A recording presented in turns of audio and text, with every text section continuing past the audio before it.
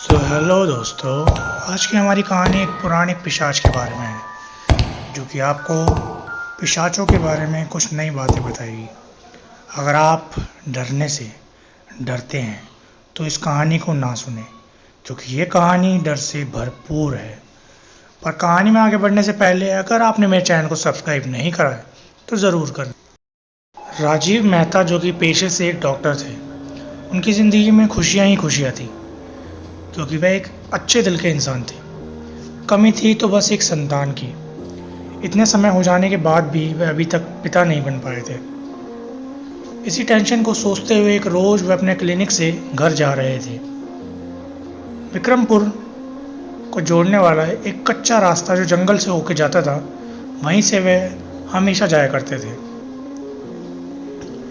उस रोज़ दूर जंगल में अंधेरे भरे रास्ते पे उन्हें एक बच्चे की रोने की आवाज़ सुनाई देने लगी। गाड़ी रोककर वह पूछने लगे, अरे कौन है भाई, किसका बच्चा रो रहा है?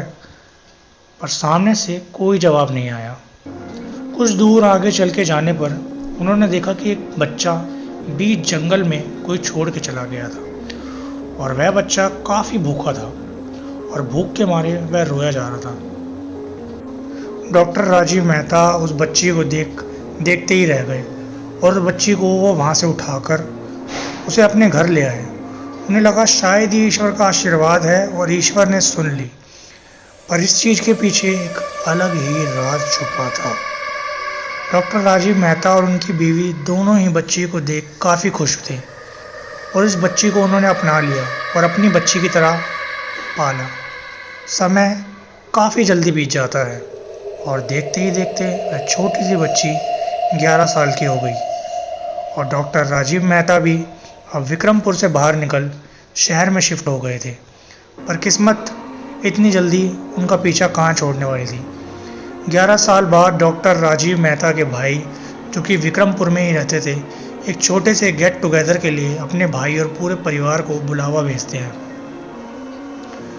डॉक्टर राजीव मेहता, उनकी बीवी और रिया, जो कि उनकी बच्ची का नाम है, विक्रमपुर के लिए शाम की ट्रेन से जाने लगते हैं, और रात के करीब 1:30 बजे वह वहाँ पहुँच भी जाते हैं। पर स्टेशन पर उतरते ही उन्हें गाँव तक जाने के लिए एक भी गाड़ी नहीं मिलती। राजीव मेहता दूर दूर तक नज़र दौड़ाते हैं और कहते हैं, ये क्या यार, पहले तो ऐसा नहीं होता था। 1:30 बजे हैं बस, पर इतनी शांति। कुछ दूर आगे चलने के बाद उन्हें एक गाड़ी वाला मिलता है और कहता है, कहाँ जाना है साहब? तो विक्रमपुर गांव की तरफ इशारा कर डॉक्टर मेहता ड्राइवर से बात करते हैं, पर नाम सुनते ही ड्राइवर उन्हें विक्रमपुर जाने वाले रास्ते में हर रात होने वाले हादसे के बारे में बताने लगा कि उन खंडरों में हर रात कई मौत होती है, और वहाँ इस वक्त जाना खतरे से खाली नहीं है। गांव वाले तो यह तक कहते हैं कि वहाँ कोई चुड़ैल है जो किसी चीज़ की तलाश कर रही है, और उस तलाश में वह वहाँ से गुजरने वाले सबको मौत के घाट उतार देती है। डॉक्टर राजीव मेहता ये सब सुन के हंसने लगे और कहा, तुम मुझसे ज़्यादा पैसे ले लो, पर ये कहानियाँ मत बनाओ। ज़्यादा पैसों के लालच में ड्राइवर उन्हें ले चलता है, और देख के अचंभव में पड़ जाता है कि रोड एकदम शांत था, जैसे यहाँ कभी कुछ हुआ ही नहीं था।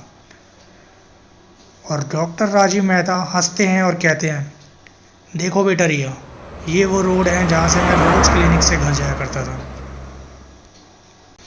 रिया उस रोड और जंगल को देख के ऐसा फील करती है जैसे वह यहीं की हो, और उसे देखते ही रह जाती है। पर कुछ समय में रास्ता ख़त्म हो जाता है और गाड़ी विक्रमपुर पहुंच जाती है। अपने भाई के घर पहुंचकर डॉक्टर राजीव मेहता और उनका परिवार उस पूरी रात काफ़ी बातें करते हैं। फिर अगली सुबह रिया को उसके कज़न अर्जुन के साथ विक्रमपुरी घुमाने ले जाते हैं। दोनों चलते चलते उसी जंगल के रास्ते पे आ जाते हैं जहाँ से वह रात को आए थे। रिया को न जाने उस रास्ते पे आते ही क्या हो जाता है कि वह एकदम से आगे की ओर भागने लगती है।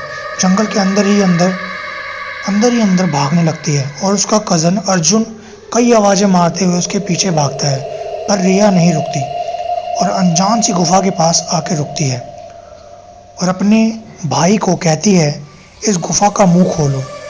उसका भाई पूछता है, क्यों रिया, क्या हुआ? पर रिया का ये बदलता स्वभाव और डरावना चेहरा देख के वह डर जाता है और उसे कुछ समझ नहीं आता और वह डर डर के उस गुफा के मुंह पे लगे पत्थर को जोर से हटाता है और रिया फिर धीरे धीरे उस गुफा के अंदर घुस जाती है। उस गुफा में जाते ही मानो रिया को क्या हो जाता है, उसका स्वभाव पूरी तरह बदलने लगता है। रिया की आंखें पूरी तरह काली हो जाती है और उसका रूप पूरी तरह बदल जाता है।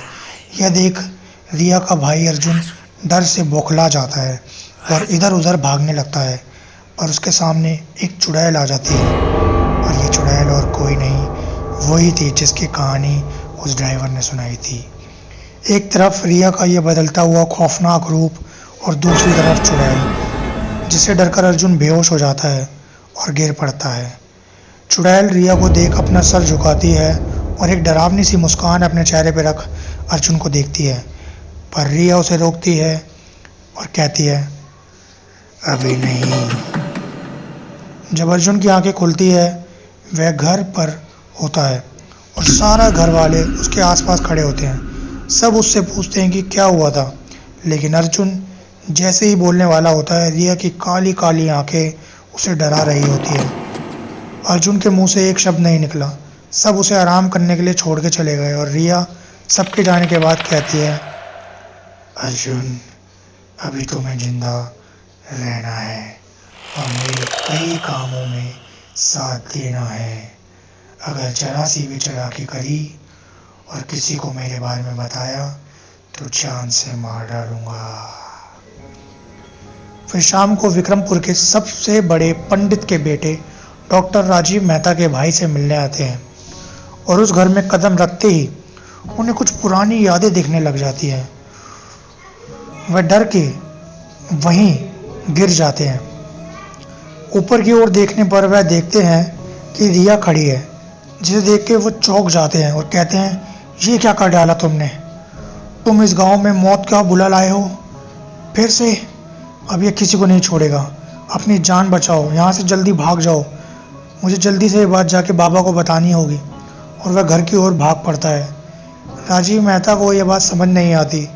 जब वह बाहर देखते हैं तो छत पर रिया खड़ी थी।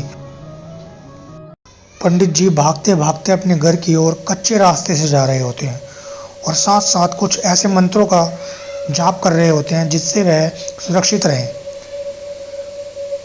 वो उसी गुफा के पास भागते भागते पहुंच जाते हैं और देखते हैं कि गुफा का मुंह खुला हुआ है। जैसे ही वो वहां से भागने को होते हैं तो रिया को वहां देखते हैं। रिया का बदला स्वभाव, उसकी आंखें खून से भरी थी, बाल बड़े बड़े थे और शरीर एकदम काला पड़ा हुआ था। और वह कहती है, पंडित उस बार तो तू बच गया, पर इस बार तो बचेगा नहीं। कोई मेरे रास्ते में आने की सोचेगा तो जान से जाएगा। तभी पंडित कहता है, पिशाच, मेरे बाबा ने जैसे पहले तुझे रोका था वैसे ही अब भी रोकेंगे। मैं उन्हें तेरे जागने की खबर अभी के अभी दूंगा। इतनी देर में वो पंडित कुछ और कहता उससे पहले रिया उसके शरीर में हाथ डालकर उसका दिल निकाल लेती है और कहती है, जब जिंदा बचेगा तब बताएगा ना, मुझे कोई नहीं रोक सकता। इस बार तो बिल्कुल नहीं। पिशाच राज हूं मैं। कई सालों से इस लड़की का यहाँ आने का इंतजार कर रहा था। अब यही तुम सबकी मौत की वजह बनेगी। और वह जोर जोर से हंसने लगता है।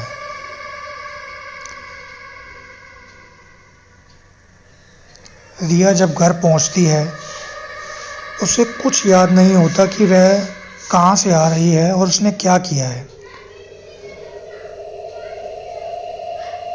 उसके घर के बाहर पहुंचते ही गांव के बड़े पंडित रिया को देख लेते हैं, जो कि राजीव मेहता और उसके पूरे परिवार के साथ रिया का ही इंतज़ार कर रहे थे, क्योंकि अर्जुन ने उन सबको सारी चीज़ें बता दी थी जो जंगल में हुआ था।